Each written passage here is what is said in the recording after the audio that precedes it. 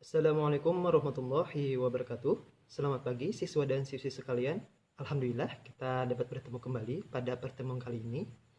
Dan alangkah baiknya sebelum memulai pembelajaran kita pada hari ini, marilah kita berdoa bersama untuk kemudahan dan kelancaran kita dalam memahami pembelajaran. Berdoa dimulai. Berdoa selesai.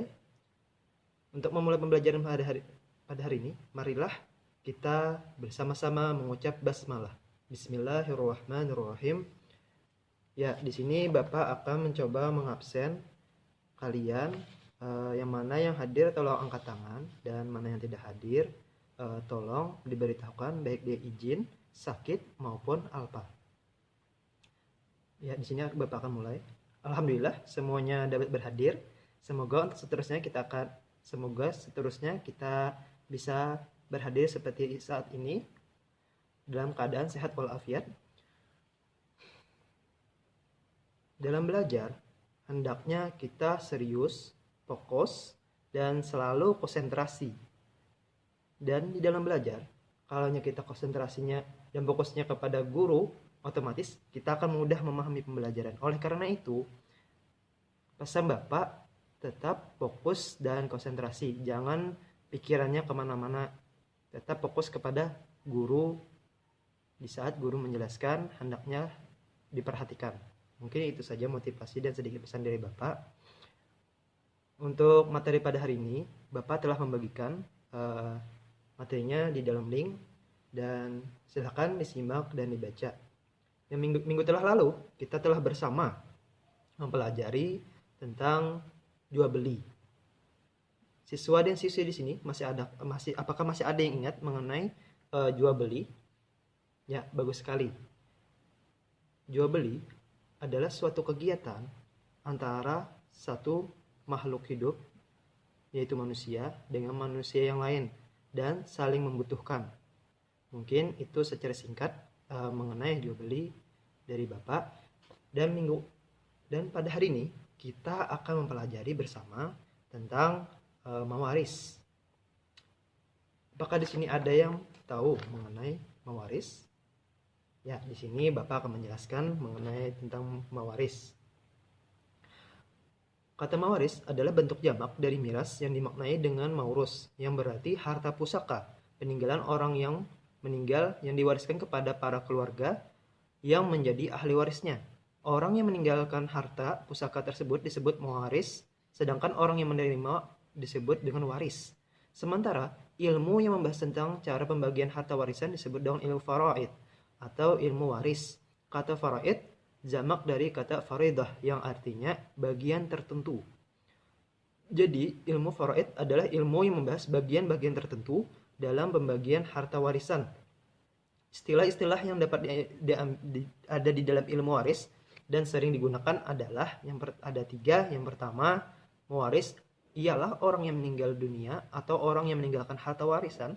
Yang kedua, waris adalah orang yang berhak menerima harta peninggalan tersebut. Yang ketiga, miros. Miros adalah harta yang ditinggalkan oleh mewaris yang dibagikan kepada ahli warisnya dan disebut juga maurus. Selanjutnya, dasar hukum waris, yakni ada 2, Al-Quran dan hadis. Al-Quran dalam surat An-Nisa ayat 11 yang artinya Allah mensyariatkan bagimu tentang pembagian pusaka untuk anak-anakmu, yaitu bagian seorang anak laki-laki sama semuanya perempuan lebih dari 2. Maka bagi mereka 2/3 dari harta yang ditinggalkan. Jika anak perempuan itu seorang saja, maka ia memperoleh separuh harta, dan 2 orang ibu bapak bagi masing-masingnya 1/6 dari harta yang ditinggalkannya.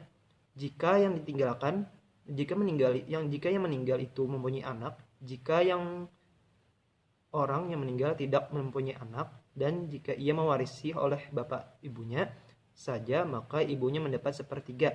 Jika anak yang meninggal itu mempunyai beberapa saudara, maka ibunya mendapat 1/6.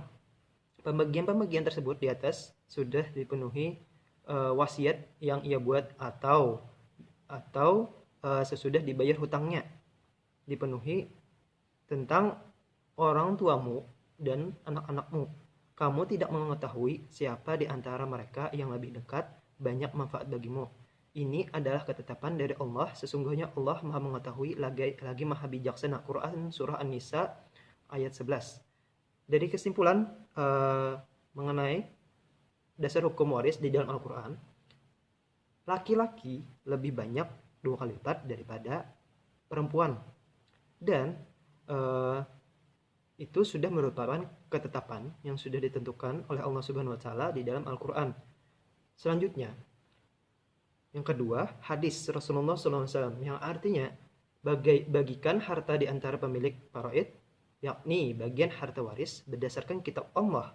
Maka bagian harta yang tersisa setelah pembagian tersebut lebih utama diberikan kepada ahli waris laki-laki. Hadis riwayat Abu Daud. Selanjutnya, yang ketiga, mengenai rukun waris. Rukun waris ada 3. Yang pertama, harta warisan. Yang kedua, pewaris. Yang ketiga, ahli waris. Yang pertama, harta warisan. Bisa disebut dengan maurus atau tirqah. Harta warisan adalah harta bawaan ditambah dengan bagian harta bersama sesudah digunakan keperluan pewaris selama sakit sampai meninggal, pembayaran hutang, pengurusan jenazah, serta wasiat pewaris. Di situ kita bisa ambil paham sebelum kita membagi harta waris, hendaknya kita melunasi hutang-hutang yang oleh mayit yang meninggal. Yang kedua, pewaris adalah orang yang saat meninggal beragama Islam meninggalkan harta warisan dan ahli waris yang masih hidup. Bagi pewaris mempunyai ketentuan barang yang ditinggalkan di mana barang itu merupakan milik sempurna dan pewaris benar-benar telah meninggal dunia. Pewaris bisa mendapatkan harta jika mayit benar-benar telah meninggal secara sempurna. Yang ketiga, ahli waris.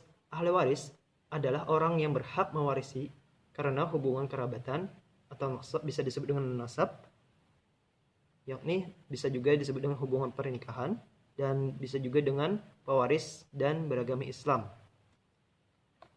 Hal-hal yang harus diselesaikan sebelum pembagian waris. Yang pertama, biaya perawatan jenazah, meliputi biaya menggali kubur, pembelian kain kafan, pengangkutan, dan juga termasuk sewa kuburan bagi yang tinggal di kota besar. Yang kedua, melunasi hutang piutangnya. Yang ketiga, membagi harta waris kepada yang berhak setelah semua urusan di atas selesai. Jadi, sebelum kita membagi harta warisan, hendaknya kita melunasi biaya perawatan jenazah, melunasi hutang si mayit, dan semua tanggungan-tanggungan yang belum dia lunasi. Dan setelah itu, setelah lunas sempurna, baru kita boleh membagi harta waris tersebut. Selanjutnya, sebab-sebab menerima waris dan tidak menerima harta.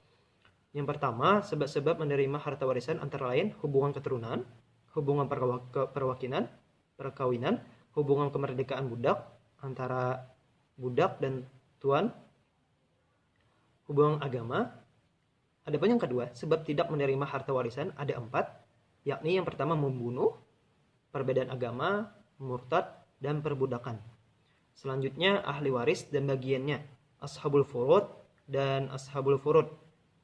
Mengenai ashabul furud dan bagiannya, untuk laki-laki ada 15 dan untuk perempuan ada 10 bahagian, dan bisa siswa dan siswi lihat di dalam materi yang telah Bapak bagikan dan di dalam link tersebut bisa kalian lihat di ashabul furud. Untuk laki-laki ada 15. Yang pertama, anak laki-laki, cucu laki-laki, bapak, kakek, saudara laki-laki sekandung, saudara laki-laki sebapak, saudara laki-laki seibu, bagian waris yang sudah ditentukan di dalam Al-Quran, yakni 1/2, 1/3, 1/4, 1/8, dan 1/3. Untuk seterusnya mengenai ahli waris dan bagiannya bisa kalian lihat di dalam materi. Untuk selanjutnya, untuk perempuan, ashabul furudnya ada 10 dan bisa kalian lihat di dalam materi juga. Dan selanjutnya asabah.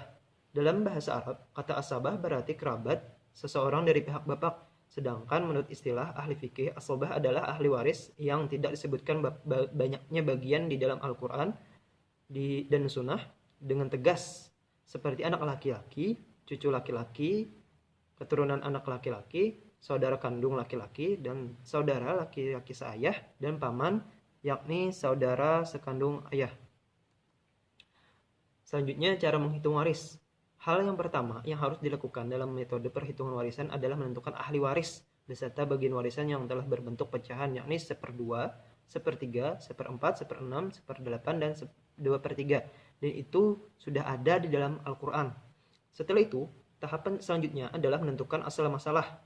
Penentuan asal masalah merupakan cara yang untuk menentukan porsi bagian masing-masing ahli waris dengan menyamakan nilai penyebut bagian bawah pecahan. Dari semua bagian ahli waris, menyamakan nilai penyebut dengan cara menentukan kelipatan yang paling kecil dari semua bilangan penyebut. Kalau ada ahli waris aslabah, maka dia mendapat sisa harta warisan yang sudah dibagi kepada ahli waris ashabul furud. Selanjutnya, hikmah pembagian waris. Setiap aturannya ditetapkan oleh Allah Subhanahu wa taala pasti mempunyai hikmah, dan hal itu merupakan kemaslahatan bagi manusia sendiri. Syariat waris diturunkan untuk memberikan pengaturan bagi manusia dan memberikan rasa adil. Di antara hikmah waris, yakni di antaranya yang pertama, kewajiban dan hak keluarga mayit dapat teratur dan dihormati. Yang kedua, menghindari perselisihan antara ahli waris atau keluarga mayit yang ditinggalkan. Yang ketiga, terjaganya harta warisan hingga sampai kepada individu yang berhak menerima harta warisnya. Oleh karena itu, mempelajari ilmu waris merupakan suatu kewajiban.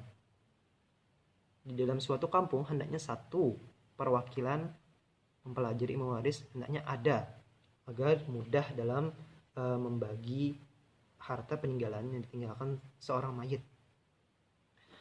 Sampai di sini dulu. Apakah ada yang ingin ditanyakan mengenai pembelajaran kita pada hari ini? Ya, Bapak rasa tidak ada, dan insya Allah semuanya paham. Dan untuk hitungan bisa kalian lihat di dalam materi yang telah Bapak bagikan dan di dalam link tersebut. Dan di sini Bapak akan menanyakan sedikit mengenai pengertian hukum dan bahagian-bahagian mengenai ashabul furud tadi. Ya, alhamdulillah siswa dan siswi sekalian dapat menyebutkannya. Dan untuk soal evaluasi telah Bapak bagikan kembali, itu ada Bapak kirim lagi di dalam link. Itu link tersebut berisikan mengenai soal evaluasi mengenai waris, yang mana kalian di situ akan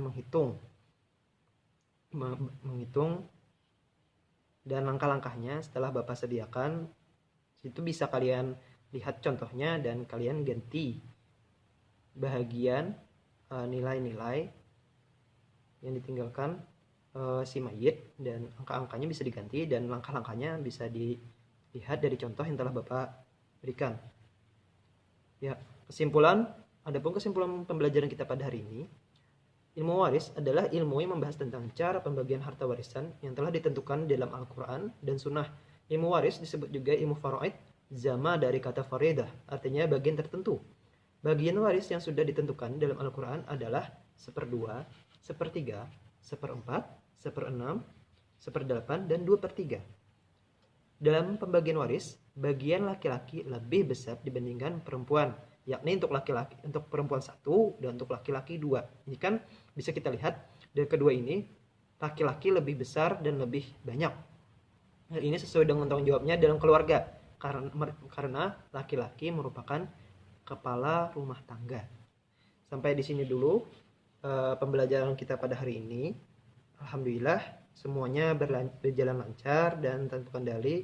Mudah-mudahan kita dapat dimudahkan dalam memahami pembelajaran dan dapat mengamalkannya.